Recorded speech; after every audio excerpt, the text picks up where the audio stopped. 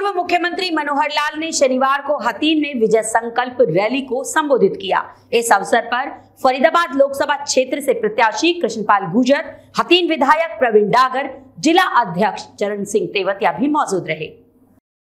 पूर्व मुख्यमंत्री मनोहर लाल ने कहा कि ये लोकसभा चुनाव देशभक्ति की भावना रखने वाले लोगों और देश विरोधी गतिविधियों को करने वाले लोगों के बीच में है।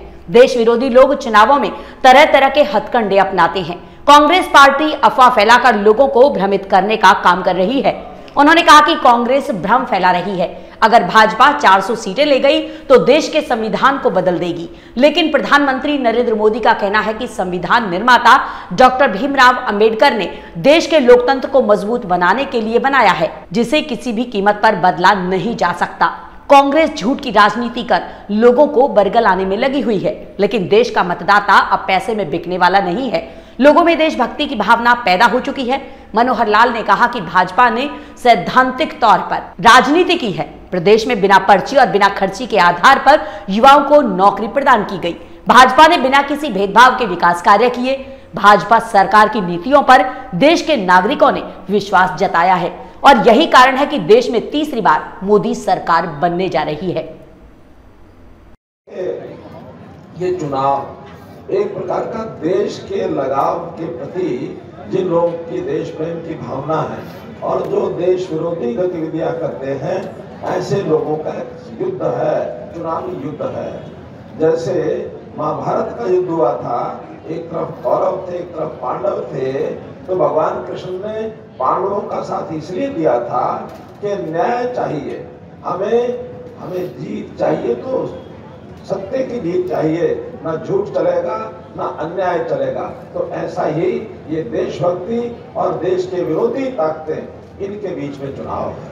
और जो देश विरोधी लोग होते हैं वो अपने बहुत प्रकार के हथकंडे ये अपनाते हैं। अपने अपने तरीके से साफ सुथरे विचारों से राजनीति कोई करे तो फिर तो अच्छा लगता है, लेकिन कोई हथकंडे उठाने पर आ जाए तो कांग्रेस के हथकंडे उनकी अफवाहें हैं।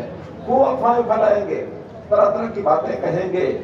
एक बात बड़ी अजीब जो सुनने को मिली कि भाई सरकार तो 272 सीटों से ही बन जाएगी, तो मोदी जी 400 सीटों की बात क्यों करते हैं? अब ये प्रश्न खड़ा कर रहे हैं। इसका पहला मतलब तो ये है कि 272 की बात सरकार बनाने के बाद तो मान रहे हैं, लेकिन 400 क्यों मिलेगी इसके ऊपर प्रश्न चिन्ह लगा रहे हैं। और कहते क्या है कि 400 ले गए, अफवाह फैला रहे हैं कि 400 ले गए तो देश का संविधान खत्म कर देंगे, संविधान बदल देंगे।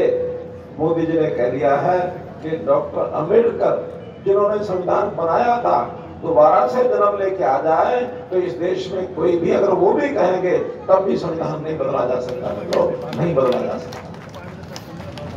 तो इनकी अफवाहों का जवाब देना है। ये झूठ बोलने का सहारा लेंगे, ये पैसों का सहारा लेंगे, पैसों से खरीदने की कोशिश करेंगे। लेकिन आज हमारे देश का वोटर इतना समझदार हो गया है, चाहे वो पढ़ा लिखा है या कम पढ़ा लिखा है, पैसे से खरीदा नहीं जा सकता। उसकी जमीर है, जमीर कभी बेची नहीं जाती, जमीन को कोई खरीद नहीं सकता। ये मुझे अपने वोटर्स पर भरोसा है मित्रों। तीसरा, पैसे बांटने के साथ साथ उल्टे सीधे काम, ये शराब का काम करेंगे, ये हमारे मीडिया पर पैसा खर्च करेंगे, ये तरह तरह के झूठे प्रलोभन देंगे। हमने सैद्धांतिक राजनीति की है। हमने नौकरियां बिना पर्ची बिना खर्ची और मेहनत के बल पर जो आगे बढ़ता है उसको नौकरियां दी है कि नहीं दी है? बताओ, नौकरियां हमने बिना पर्ची बिना खर्ची दी है ना? हमने कोई भेदभाव तो नहीं किया।